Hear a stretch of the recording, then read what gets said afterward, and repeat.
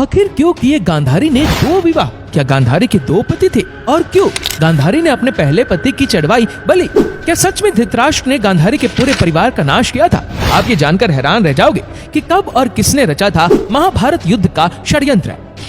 महाभारत के प्रमुख पात्र में 100 पुत्रों के पिता धृतराष्ट्र को कौन नहीं जानता। धृतराष्ट्र के विषय में अनेक तथ्यों का उल्लेख मिलता है। इन्हीं में से एक तथ्य है कि धृतराष्ट्र ने अपनी पत्नी गांधारी के परिवार को मारा था। धृतराष्ट्र के इस अविश्वसनीय कृत्य के पीछे का कारण जानकर आप हैरान रह जाएंगे। धृतराष्ट्र का विवाह गांधार देश की राजकुमारी गांधारी के साथ हुआ था। गांधारी की कुंडली में दोष था।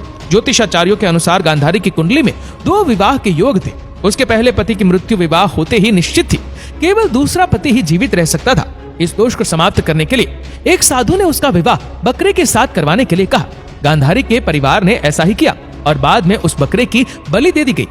ये बात गांधारी और उसके परिवार ने विवाह के समय छुपाई थी। जब धृतराष्ट्र को यह ज्ञात हुआ तो वह बहुत क्रोधित हुआ।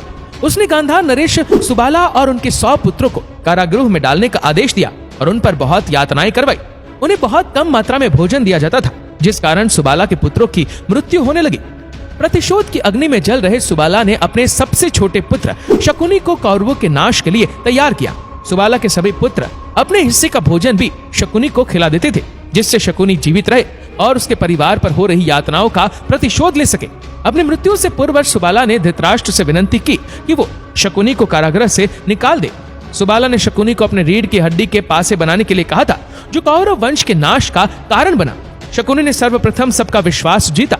मामा शकुनी दुर्योधन को अत्यंत प्रिय थे। शकुनी ने ही दुर्योधन को पांडवों के विरुद्ध भड़काया और महाभारत जैसे युद्ध का आधार रचा।